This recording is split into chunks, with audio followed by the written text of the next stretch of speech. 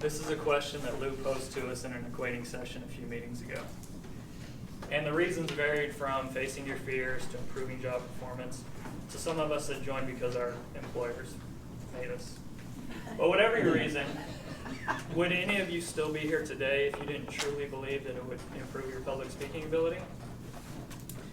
Your public speaking ability is a lot like a muscle. If you don't exercise it regularly, it'll atrophy.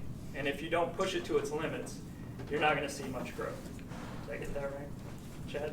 About muscles?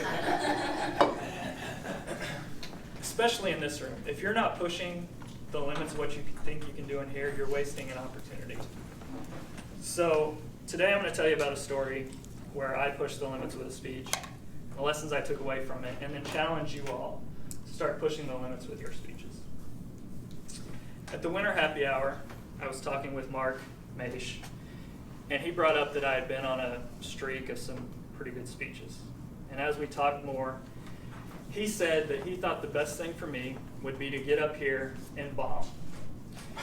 I thought about that, and I thought, I'm going to go talk to someone else now.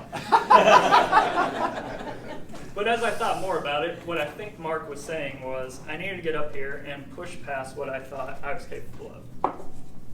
And so I did. I recognize that one of my biggest weaknesses is body movement. So with my next speech, I challenged myself to do Your Body Speaks. And I got up here and I pretended to poop in front of you. And then I was starting to get the feeling that I was being seen as too much of a humorous speaker. So with my next speech, I did my first serious speech. It was solemn, it was emotional, it had no jokes. It was the most nervous I'd been for a speech. And I survived it. So then I took a look back at my body of work and I said, okay, you've taught people proper merging technique.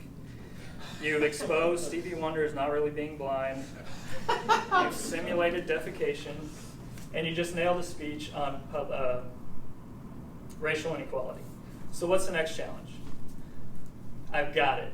An entire speech of Yo Mama jokes. And it went poorly. I bombed.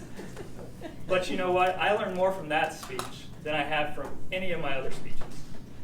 And I'm going to share some of those lessons with you today. They are, know your limitations, know your audience, and use your mentor. So first, know your limitations. Know them so you can push past them. Like I mentioned, I struggle with body movement. It's not comfortable for me to get up here and be animated and move around a lot.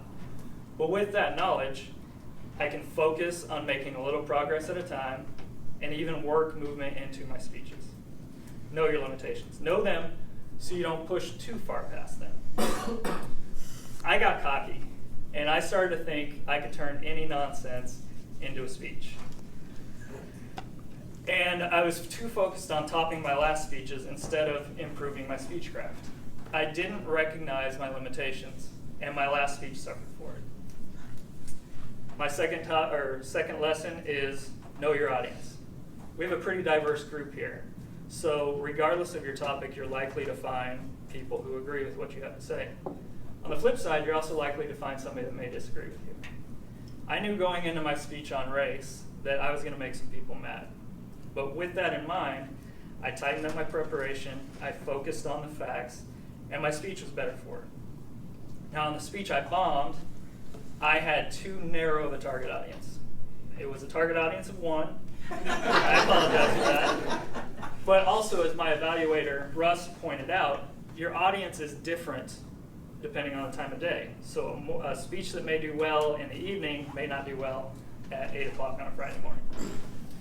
So a lot of you new to Toastmasters or to this group may be saying, well, how do I know what the audience will accept? And that brings me to my third point. Use your mentor. The mentors here have been here a long time. They've been up here. They've struggled and improved and struggled and improved. They know what the audience can accept and what will play well. If I would have approached my mentor, Greg, told him what I was planning with my last speech, I'm certain you would have cautioned me against it. Yes. And you would have saved me from getting up here and embarrassing myself. But instead, I got up here, I failed, But if I was going to fail, Toastmasters is the place to fail, because everyone in this room has failed at one time or another. And you can learn from those failures. You can learn from your own failures, and you can learn from other people's failures. I flew too close to the sun on wings made of Yo Mama jokes. And now, none of you will be tempted to do the same thing. But what you can learn is that it's not the end of the world. I got back up here and I'm giving another speech. So what I want you to do is challenge yourself with your next speech. Take a look back at your body of work. Have you been giving a topic, the same topic, speeches on the same topic over and over? Chad, Sharon. Mix it up a little bit. Are you getting consistent feedback on a specific weakness? Focus your speech on that weakness. People are going to remember you for your successes more than your failures. So take advice from Mark. Get up here and bomb. You'll be a better speaker for him.